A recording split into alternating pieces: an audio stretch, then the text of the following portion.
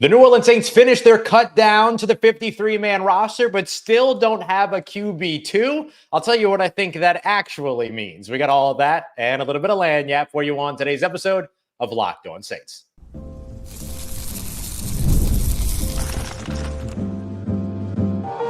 You are Locked On Saints, your daily New Orleans Saints podcast. Part of the Locked On Podcast Network, your team every day. What is good, Who Dat Nation and Who Dat family? I am your host, your friend, Ross Jackson, New Orleans native, your New Orleans Saints expert and credentialed member of the media covering those New Orleans Saints as the Saints beat reporter over at LouisianaSports.net. You can also find me as the Saints analyst at WWL TV. On today's episode of Locked On Saints, the New Orleans Saints have finished their cut down from 90 to 53. I want to go over some of the highlights and what we can expect from this team moving forward. We're also going to kick everything off here. But take a look at QB2. It was supposed to be one of the biggest decisions that was made all offseason. But Dennis Allen saying that the decision has not yet been made. Let's break it all down. We appreciate you very much, as always, for being here for another episode and for making us your first listen of the day every day. And of course, we'll take a look and appreciate you very much for making us your first listen and for being an everyday here on the show, which is a proud part of the Locked On Podcast Network, your team every day. Appreciate everybody for being here, whether you're catching the show live or you're catching it later. The New Orleans Saints did not announce a QB2 in today's post-cuts press conference. Dennis Allen saying that he wants to keep the conversation going. He wants to keep the competition going. He even went so far as to say to keep the competition going into, and I believe throughout the regular season. So what does that actually mean? I want to break it all down because I think that there is, I know a lot of people are like upset about this, everything like that, but I'm going to try my best because I thought it was curious, but I'm going to try my best to see this from a different perspective. I'm going to try to go a different route with this. So bear with me while I try to give you the idea of what I think this actually means. What I think this actually means is that the Saints know exactly who their QB2 is. They just don't want the competition to simmer at this point. They feel like there's an opportunity to continue to develop these players, and especially with the fact that they don't have to start really doing game prep in their practices until next week, why not keep the competition going? I think the Saints know exactly who their QB2 is because I don't think that it's really that much of a conversation at this point. I think it's pretty clear who the QB2 should be, as in the person that goes in if Derek Carr were unavailable for any reason, right? I think we all know who that person is, and it makes perfect sense. So, and just to be clear, for me, it's Spencer Rattler. And so I think that the Saints know very well who their person is. It's just, why tell us? Why would they? They ain't got to say nothing if they don't want to. I think every other team that has had this conversation has made announcements, but they have made announcements not about QB2s, but about QB1s, right? You're talking about the Pittsburgh Steelers having to choose a starter, the Denver Broncos choosing Bo Nix as their starter, the Las Vegas Raiders choosing Gardner Minshew as their starter, all those other things. Saints already know who their starter is. It's Derek Carr. They got to tell us squat when it comes to who the backup quarterback is. So I think that that's the thing, right? Is like, I'm pretty sure they know who the person is, but why would they spoil it when they can generate another week of competition, maybe even some more time of competition in order to make sure that these players are still developing. It's a development tactic. I see it. And so he's going to take a lot of flack, Dennis Allen will, publicly, because of the fact that he's saying, hey, I haven't picked a QB2 yet. But if I'm trying to look at it from another angle, which is my job, remember, it's my job to do this, to try to look at this from other angles and things like that, which, look, I'm going to tell you right now, I think, just to be completely flat out, I think it would be a bit of a cop-out to not announce who your QB2 is when you're ready to announce that. But if they're not ready to announce that, I get it. That's fine. Whatever. You know what I mean? I know there's a lot of people talking about like ego and all these other things, but yeah, you got to remember this is the NFL. Ain't nobody worried about anybody's feelings here. They're worried about winning games. They're worried about being $1 million organization or $1 billion, valued organization or whatever they are and all these other things. Ain't nobody worried about no ego. Don't nobody care about no feelings. Like, this is football. Nobody cares.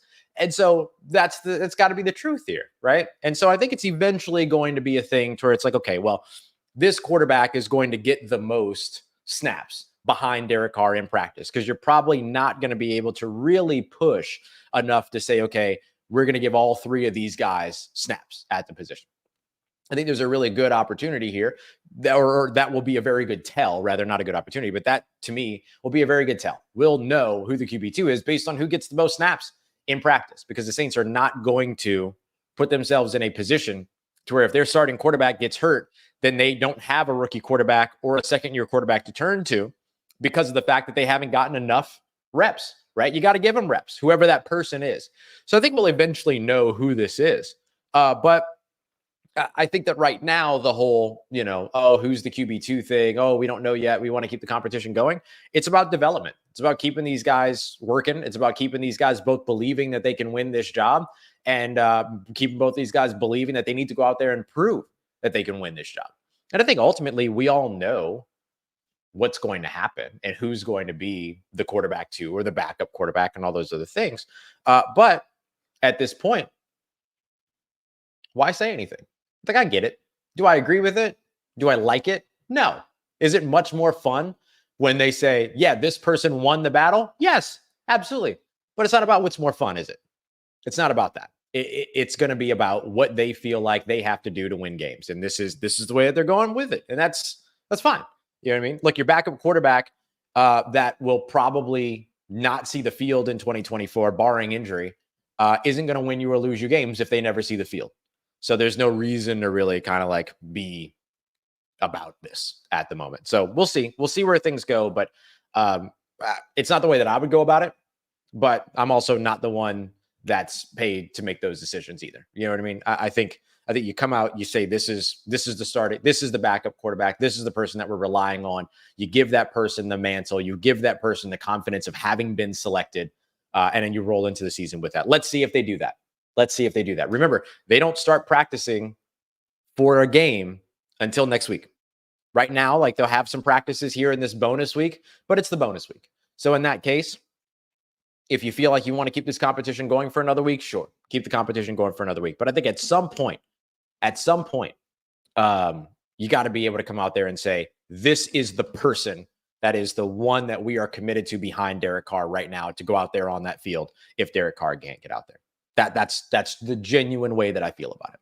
But I'm just trying to see from multiple angles, do my job, all those other things. And so we'll see. We'll see if the New Orleans Saints do that. There's still time to do that before they even start really doing game week practices and all those other things. All right, let's move past the quarterbacks now. I want to break down some of the surprises on this roster. Mason Tipton making the roster. Jacob Caboti not making the roster. And Kendre Miller going to injured reserve, just among a few. We got a few more that we'll dive into each of those, and I'll give you my thoughts as we continue on with today's episode of Locked On Saints, part of Locked On Podcast Network, your team every day. Today's episode of Locked On Saints is brought to you by our friends over at FanDuel. The New Orleans Saints right now over under 7.5 wins over on FanDuel. You think they're going to win more, 8 games or more? You think they're going to win 7 games or less?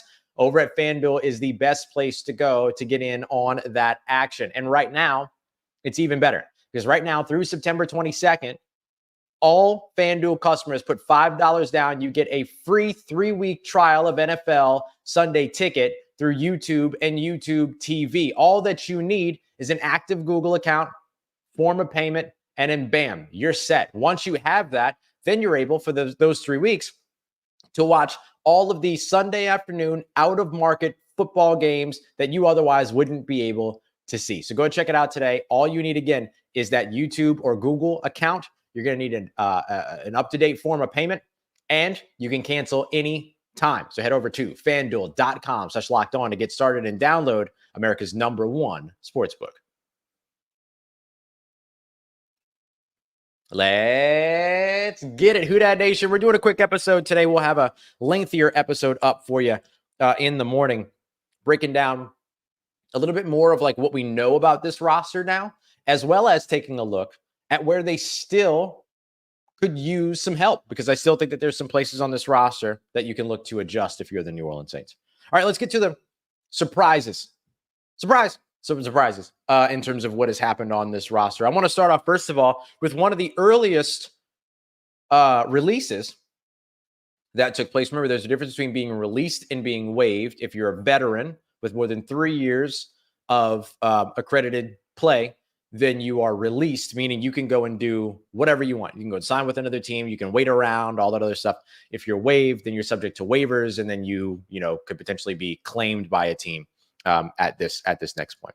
So tell me what your surprises are. But I'll tell you, Johnathan Abram was one of my big surprises, and it was one of the first ones as well. But before we get to that, I want to go to guys that maybe people were hoping would make the roster. Jacob Kendre, New Orleans Saints running back, who scored 2 touchdowns in that final game up against the Tennessee Titans. That one game, unfortunately, not enough to push him over to the active roster, but the Saints are going to want him back on the practice squad.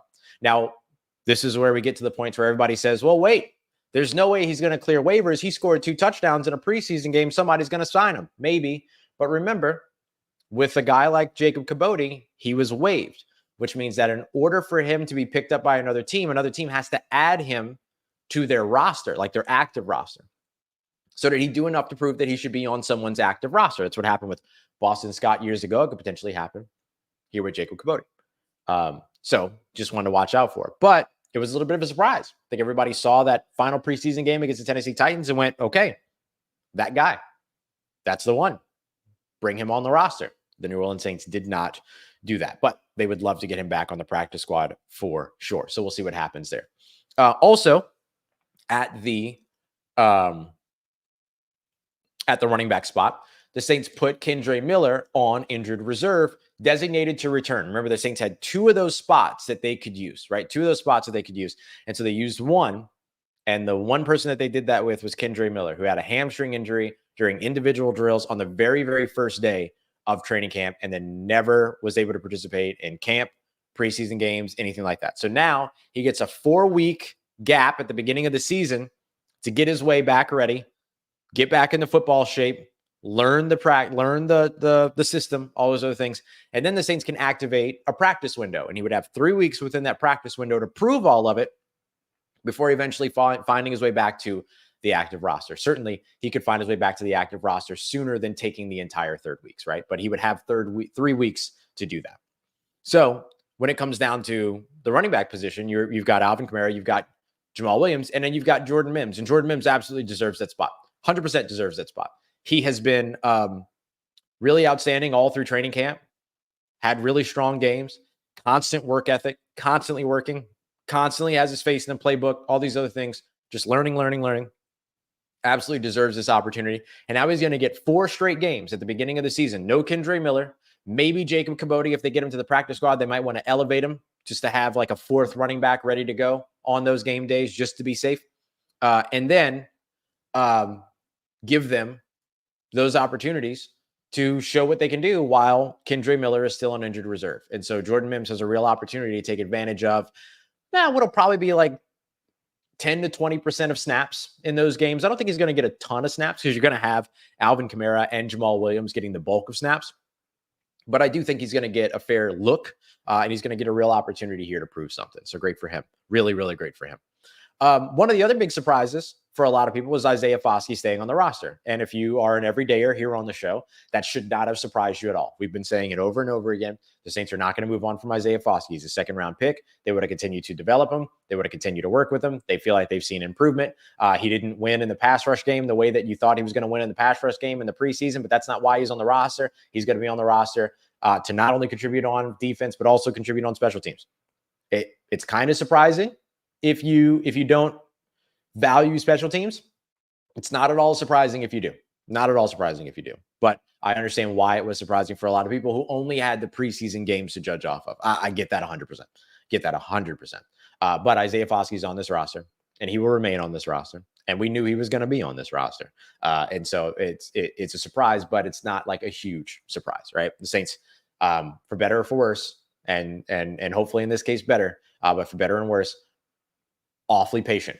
Very, very, very patient, and will continue to be patient with guys that they've drafted in particular. And Foskey is another example of a player that they're willing to be patient with. Clearly, I want to go back to Johnathan Abram. I want to go back to Johnathan Abram. Johnathan Abram was somebody that I thought was going to win outright the safety role next to Tyrann Mathieu.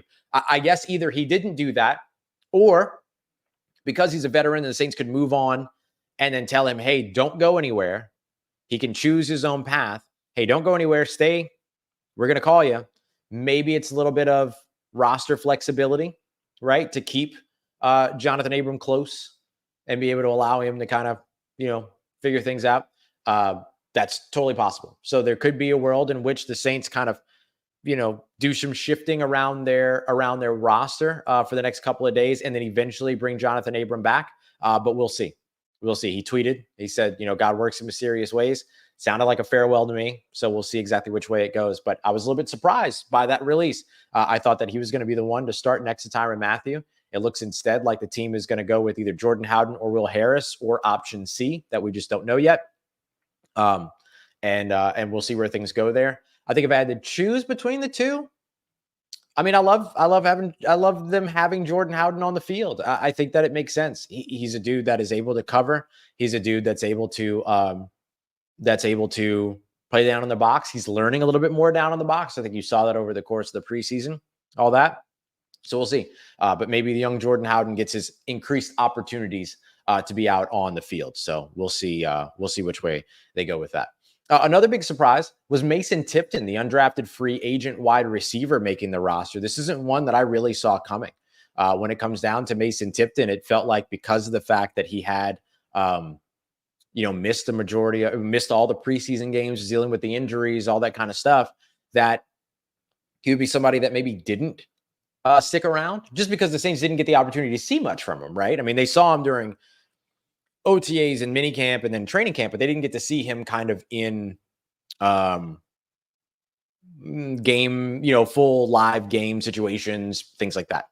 And so with that being the case, it was a bit of a surprise to see them stick around. But look, if he sticks and he stays, I mean, it just shows you how much the New Orleans Saints really like him, and shows how much the New Orleans Saints really, really like what it is that he might be able to do. So I'm really intrigued, very, very interested to see where the Saints go from here when it comes with Mason Tipton, because they could just keep him on the roster and roll with the 6 wide receivers. Or if there's somebody on the waiver wire or free agency or something like that, that ends up kind of piquing their interest, they could potentially bring that player on and then try to sneak Mason Tipton through waivers at a later time, as opposed to right now when everybody's trying to vulture the waiver wire. So we'll see which way the Saints go with that. But it was great to see, because I think Mason Tipton's a really talented player, a really smart player, a really good route runner. In addition to just being a speed guy, he gives you a return value and all that. So I think that there's a lot of those pieces. But it was just surprising because of how much they didn't get the opportunity to see him in what I would call, like, quote unquote, like live bullets and all those other things. But so that one was a surprise. Not surprised because he's not talented, but just surprised based on like what they were able to see and him dealing with that injury. All right. That's going to wrap it up for today. Just wanted to do a quick show, kind of giving you my biggest surprises, as well as address the quarterback 2 situation and all that. I am very, very excited for tomorrow's episode, though. Tomorrow morning, we're going to dive a little bit deeper into another surprise, the punter battle, right? Matt Hayball winning that role, what that potentially looks like for New Orleans. We're going to dive into what's next for the roster as well, and then what decisions we would have made differently. Like, we're going to go in and kind of say, okay, wouldn't have done this, would have done this, all these other things. So we're going to dive into all that in tomorrow's episode. We appreciate you very much for joining us for a quick one here today, and for making us your first listen of the day every day, and for being an everydayer here on the show, which is a proud part of the Locked On Podcast Network, your team every day. And of course, look, if you need anything, you can always follow me on your favorite social media at Ross Jackson, NOLA. Hit me up. Let me know how the family's doing, how you living. Let me know how you momming them. I trust you, that nation. I'll holla at you.